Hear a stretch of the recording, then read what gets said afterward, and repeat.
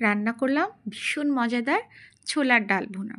তো এতে আমি খাসির চর্বি আর কিছু কলিজা ব্যবহার করেছি। তো তার জন্য খাসির চর্বি আর কলিজাগুলো ধুয়ে পানি ঝরিয়ে রেখেছি। একটা প্যানে তেল গরম করে এতে পেঁয়াজ কুচি, মরিচ কুচি আর কাঁচামরিচ কুচি দিয়ে একটু ভেজে নিয়েছি। এরপর এতে ধুয়ে রাখা চর্বিগুলো দিয়ে দিলাম। আমি একটু তেল কম ব্যবহার করব, কারণ চর্বি থেকে তেল বেরোবে। এরপর এতে মশলা দিব আদা বাটা, জিরা বাটা, এতে দিয়ে দেব হলুদের গুঁড়া,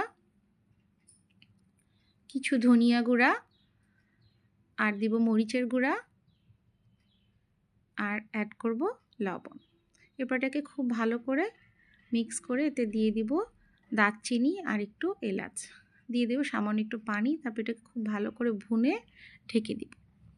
তো কিছুক্ষণ পর ঢাকনা খুলে এটাকে আবার নেড়ে চেড়ে দিয়ে এতে সিদ্ধ করে রাখা বুটার ডাল দিব।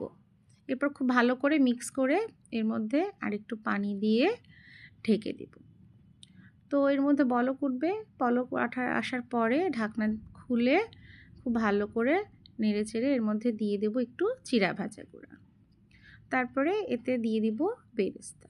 বেরেস্তা দিয়ে ঝোলটা শুকিয়ে এলে নামিয়ে পরিবেশন করব মজাদার ছোলার ডালের ভুনা। তো আমার ভিডিওটি ভালো লাগলে লাইক, কমেন্ট এবং শেয়ার করতে ভুলো না। ধন্যবাদ সবাইকে।